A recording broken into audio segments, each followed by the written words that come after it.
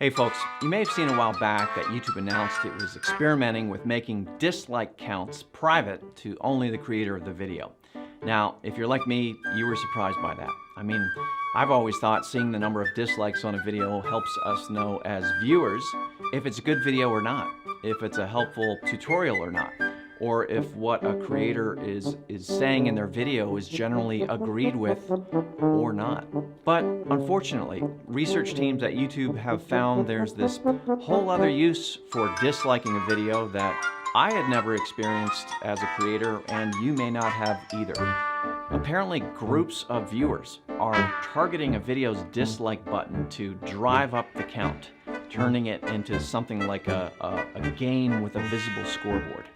And it's usually just because they don't like the creator or what they stand for.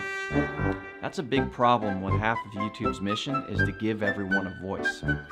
So earlier in 2021, YouTube experimented with making the public dislike count private to see if it would help reduce these coordinated dislike attacks across the platform.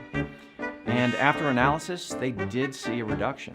So the update from YouTube is that the dislike button is staying, but the dislike counts will now be private.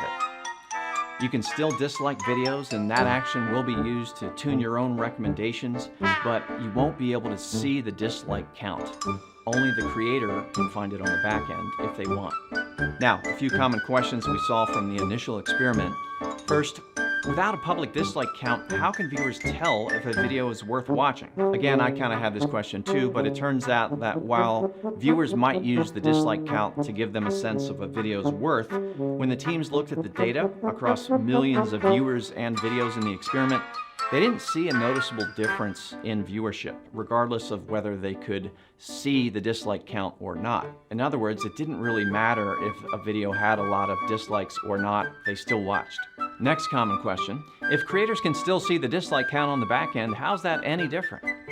They can see it if they look for it inside Studio Analytics under the Engagement tab. But overall, it's much less likely to cause stress and embarrassment if the count isn't visible to the public. And one more common question, is this because YouTube Rewind got lots of dislikes?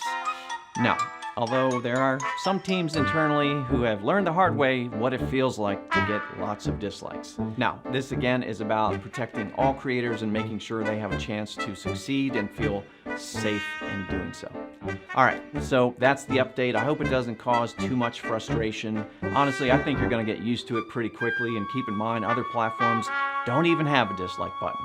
So consider that. Thank you, and I hope you're well.